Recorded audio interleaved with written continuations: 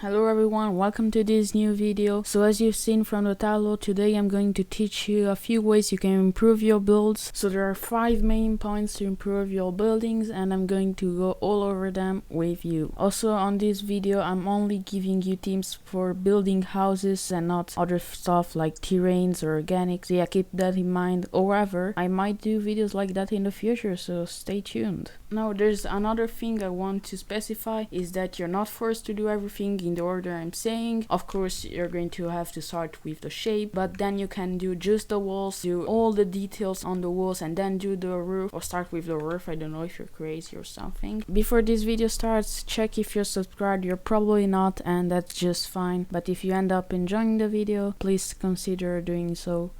Thank you. Alright, so the first thing we're going to worry about is the shape of your house. Now this is a really important thing because you don't want your house to look too basic, like a normal rectangular, or too detailed like this red line. That's just too much. For example, for this size of house, the orange is perfect. Now the bigger you make your house, the more curves and variations you'll be able to fit. The shape can also depend on the style of the house. If it's medieval, it's going to have a lot of angles like here. If it's, for example, Greek or Asian, it's more like a simple shape like a square or rectangular. And if you have no idea what shape is the most used for the theme you're going for, what I suggest you to do is, for example, to search on Google medieval house Minecraft, look at the pictures and take some inspiration from there. Another thing to note about the shape is that diagonal walls can be really hard to build. The less detail about the shape of your house, you want the main walls and if possible all walls to be odd, which means there is a center block which can help you do symmetry within the house. For example, this is what a roof looks like with 2 blocks as center, and this is what a roof looks like with 1 block of center. Alright, now that we have our shape, the next very important step is choosing the right blocks. Now this is a task that you don't want to skip because you could have the best looking house ever. If the blocks don't look good, then it's not going to look good as a whole. So here, for example, I made a house with very bad block choosing. This is supposed to be a medieval house and there's blue glass. For medieval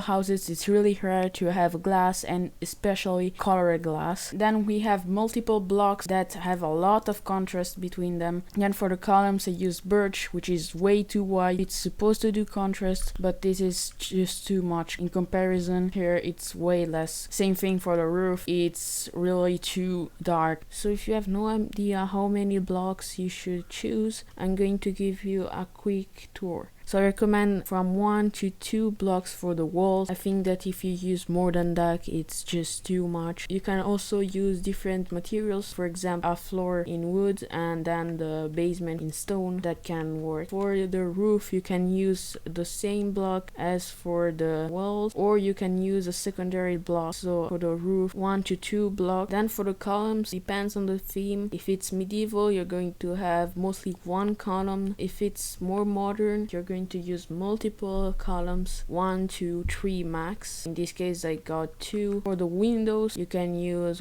glass, fences, iron bars, basically anything that lets light pass. It's easier to choose blocks that got many variations, for example quartz, or any block that got at least a stair and a slab, especially for the roof. Also I want to precise that choosing the right blocks can be just having an idea what you're going to use. You don't have to do a test build like I did to realize that acacia and a jungle wood don't go together. Alright, so now we are on the third step, which is finishing the house shape. So for now we have the basic shape, we have all the colors we're going to use, and we need to rise the walls. And also what you can do is prepare where you're going to place the columns, which for now is going to be on the sides. Another thing you can do other than raising the walls is preparing where you're going to fit the windows. The other big thing about doing the shape is the shape of the roof. So in this case we have a really simple curve that is used a lot when building medieval houses. You can do tests like only doing a block and then repeating that. So yes, there's really too many options with the roof. I can't really help you much. There's a lot of things that can improve your roof. For example, it's making it go over your wall. Alright, so now it is time for the fourth topic, which is contrast. Contrast is really important, especially on the roof, because still till now I used the same block for the wall and the roof, and for example right there where I used different blocks, I really needed something to cut it between those two things. So what I suggest you to do is do a contrast all around the roof. So as you can see, basically all the style got contrast on the roof and of course on the columns, but we're getting that into the fifth point. Alright, the fifth point, the most important point, and basically this is where all the details can finally shine. So the most common thing that you can do to improve your depth is by doing the external columns. For example, till now we had columns on this block. You can do is put them one block outside, and basically what you want to avoid is having everything on the same level. As you can see here, it's exactly on the same level. Well, if I put it here, we have two blocks to work with and it already looks cleaner. Now what does 2 layers of block means? Well, basically more details. I used glass panes. That wouldn't have been a problem if you were using like fences. As you can see, it already had more depth. I placed the door inside. I don't know why people put it outside, like it just doesn't cost you anything to put it like this. Then for the roof, there's a really simple way to add depth, which is to lift the contrasting blocks, so in this case the dark oak logs, just one block or even a slab higher. Another way you can add depth to the roof is by adding a fireplace. So it's pretty easy to do a fireplace and it adds more details to the roof. One last really simple way you can add depth to your house is greenery, which means leaves you can put on a wall.